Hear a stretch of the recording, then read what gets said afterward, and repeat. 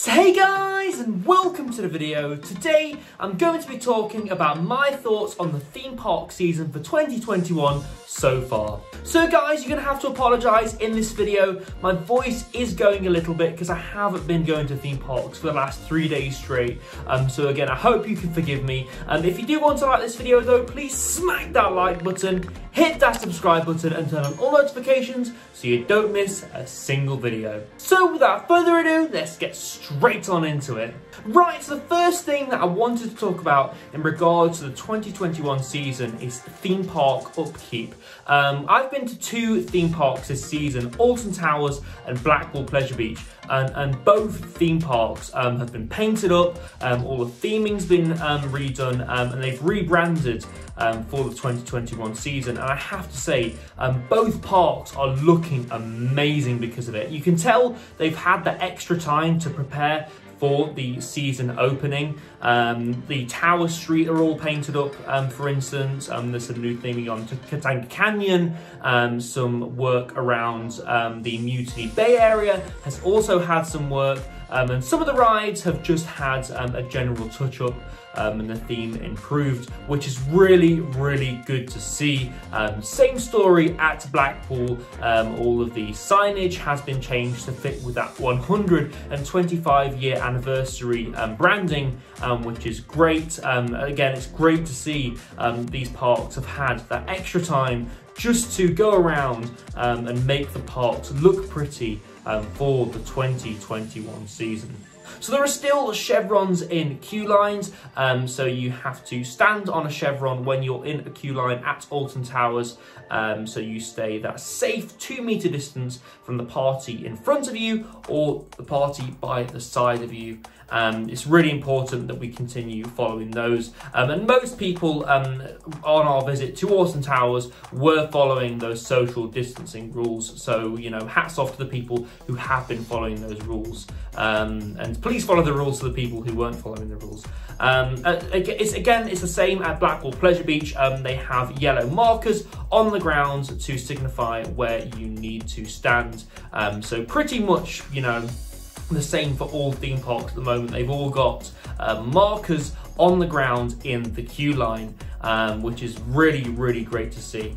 Again, I wanted to talk more about Alton Towers now and their Retro Squad lineup. These are 3 flat rides that have been brought into the resort for the 2021 season to help space out capacity again for the COVID pandemic. I really do like the way these flat rides are themed. I was really worried when Alton Towers announced, well, not announced, but you know, the leaks started coming out that Alton Towers were going to get flat rides. I wanted to see how they would implement these flat rides and how they would look at Alton Towers. But then they announced the Retro Squad branding, and they announced that these flat rides were going to be part of this Retro Squad event, you could, I guess you could call them. I really do feel like these flat rides stick out like a sore thumb. I honestly do. That's my opinion. I know that some people have different opinions to it, but I don't think they look good in their respective areas. But it is saved a little bit by that Retro Squad branding. Again, these will probably be gone in the 2022 season. I've not been on any of the Retro Squad's rides yet, so I really couldn't give you my opinion on the ride experience themselves, but again, I just don't feel like they fit at Alton Towers. I feel like Alton Towers have moved past that temporary flat ride period. Obviously they did it in the 80s because they had to. That's where all parks start off, with really a few flat rides. But again, I feel like they've moved past that now to more themed experiences. So one other thing I wanted to talk about was ride availability at Alton Towers and my experience with that. So if you've seen my vlog, I was at Alton Towers for opening day, right from rope drop right till you know, the end of the day, and rides were going up and down, up and down, up and down. Nemesis is really bad for it this year. Nemesis will go down for a couple of hours at a time and open towards the end of the day, which is really disappointing to see. The Smiler queue is always at capacity, so there's no hope of joining that, unfortunately, at any time of the day. You have to catch really specific times where they open up the queue to allow additional people in there. Also, the spin ball has been really unreliable, Galactic has been really unreliable, and Oblivion's been really unreliable as well. As you saw actually in my 14th of April vlog, which should be online when you're watching this video, so definitely go check that out at the end of this. But yeah, ride availability hasn't been good, but I want to sort of give them a pass on that just because you know, it is the start of the season and rides are going to go up and down. But what bothers me about it is they've had time to prepare for this. So if you've not seen my Gardens vlogs, definitely go check those out at the end of this video. But me and Jenna actually saw rides testing and going round. So it makes me wonder, were they having issues then or weren't they having issues then? But we'll have to see how that develops into the season. But again, I just believe that they've had plenty of time to prepare for this. So let's talk about Blackpool Pleasure Beach then, and their brand new e-ticket system. I really want the wristbands to come back. I'll be honest with you, I don't like the e-ticket system. I kept forgetting that I had to have my phone out to be able to go on a ride. So I have this little pocket. In fact, I'll show it you.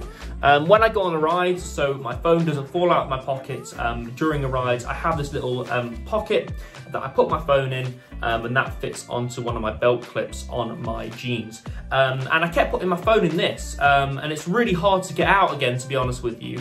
That's another reason why I carry one of these, and I'll be making a video specifically about what I carry at a theme park. Again, it's really hard to take your phone out of one of these, so I kept putting my phone in and then realising that I had to take it out. And what if my phone battery dies? How do I prove that I'm me? I know that you can go to guest services and get a wristband, but I'm just not a massive fan of that e-ticket system at all, and I really do think they need to revise that and give the option to have a wristband when you enter the Blackpool Pleasure Beach itself. Right, so one other thing that I wanted to talk about in this video was the 125-year anniversary celebrations that Blackpool Pleasure Beach are currently holding. They've kicked off this event with a bang, really. You've got the brick wall, so if you didn't know, you could purchase a brick off of the Blackpool Pleasure Beach retail website and have a custom message imprinted onto that brick, and that's been displayed in the park. Check out my vlog in regards to that. I made a specific brick actually for Oakley Dokley's Christmas present, and I give that to him in that video, so that's really fun. They also have the 25-year banners about all over the park, and they've also got a plethora of events that they're going to be holding this year in regards to that, but I'll talk more about that in a separate video. One other thing I wanted to talk about is merch. Both parks have a wide selection of merch available for this year. Alton Towers have posters. I asked for that last year and we finally got it this year. The posters look amazing. We've also got brand new pin badges available at both parks, really. You've got the 125-year pin badges at Blackpool Pleasure Beach, and you've also got the brand new Mr. Funshine pin badges, because obviously they brought Mr. Funshine back at Blackpool Pleasure Beach as a mascot of the park. So again, the merchandise at both parks is really good this year. So just some closing thoughts then before I end the video. The season has really started with a bang. You know, both parks are doing extremely well. They've had time to prepare, and they've made both parks look extremely good for the start of the 2021 season. Alton Towers availability is a bit poor at the moment, but again, we'll have to see how that pans out throughout the start of the season. Again, you've got to remember it's the start of the season, but then you've got to remember that they had time to prepare for this. So again, we'll have to see how that pans out, and we'll also have to see how Blackpool Pleasure Beach's new e-ticket system pans out over this year. So guys, that has been my initial thoughts on the 2021 season here in the UK. If you have liked this video, please smack that like button, hit that subscribe button and turn on all notifications so you don't miss a single video.